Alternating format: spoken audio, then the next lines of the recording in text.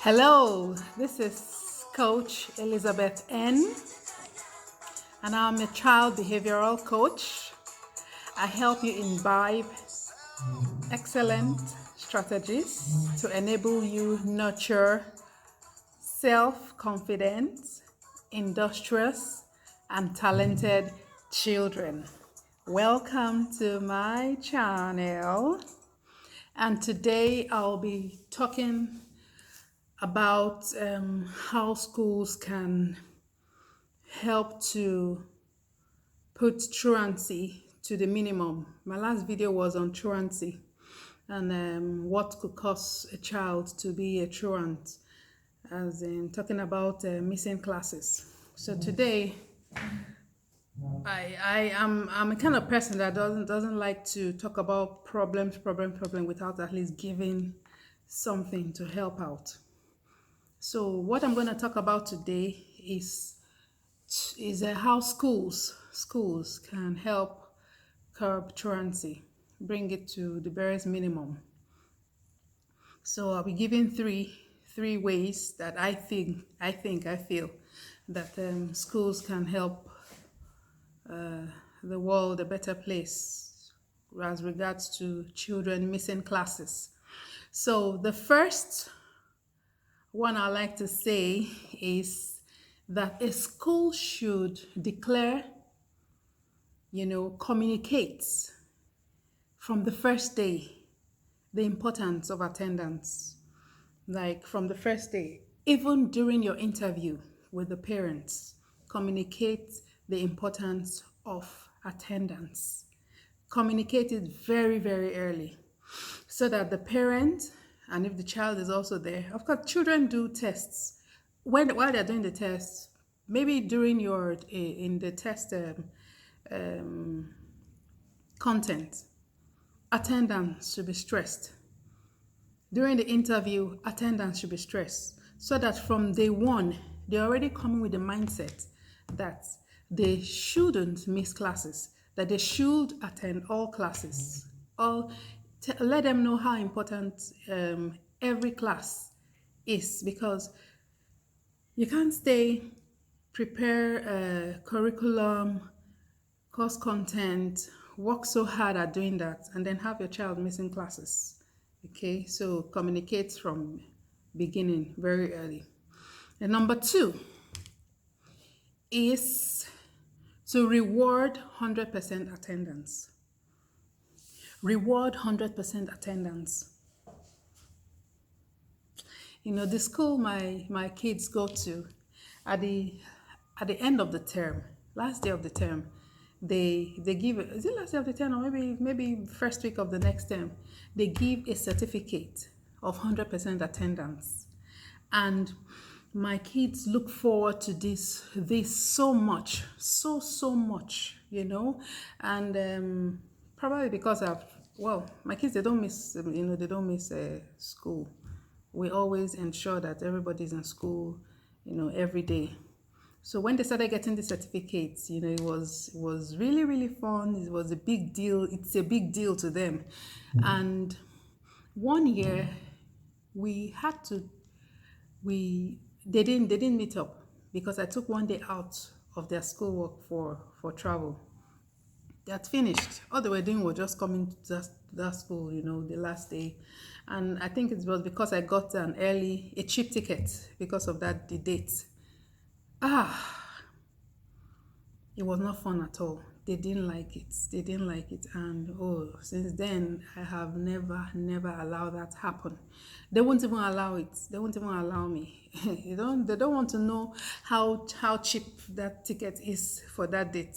We will wait and you buy that expensive ticket, So it's because of the system that the school has put in place to ensure that attendance is top priority for the kids, and it's something that the kids will look forward to. And yes, so reward 100% attendance school. Then the third one is the school should create a pleasant um, learning environment, create a pleasant school environment culture for the kids. Let school be fun, let learning be engaging, you know, and let's let kids look forward to coming to school. It will help a lot with attendance. It will help bring truancy down to the minimum. If a child is looking forward to coming to school, my kids loves going to school. I don't know what it is that that school does, but they look forward to going to school. And another thing I think concerning the environment, the experience the kids have in school, reduce bullying to the very minimum level.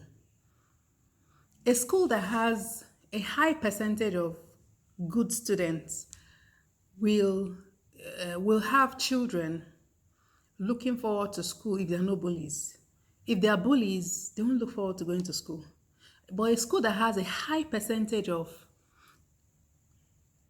bad students, I'm sure those ones will look forward to going to school because they all know each other and they bully each other and they're fine with it. But for a good child who does not enjoy bullying. A good child does not enjoy bullying. So schools should work on it. Don't take complaints from children for granted concerning bullying of any sort at all. Any sort at all. So these three things, if schools can look into it, first of all, communicate early, importance of attendance. Secondly, reward 100% attendance. Thirdly, um, create a positive school learning experience for each child. I think with this, and more like this, students will be able to look forward to 100% attendance. For the online schooling, schools need to make online study less cumbersome, use more user-friendly tools, okay? And I want to use this opportunity to talk about an experience that I had with my this happened to my son, okay? So it was an English class.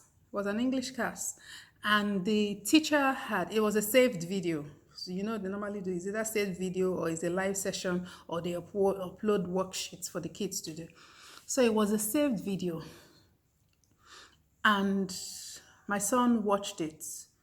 The teacher gave them 5 tasks. He was able to do 2 of the tasks. So I noticed he was struggling. What is it? Okay, I don't understand these other 3. Okay, send a message to the teacher. He didn't even want to send a message, first of all. So I was like thinking about why?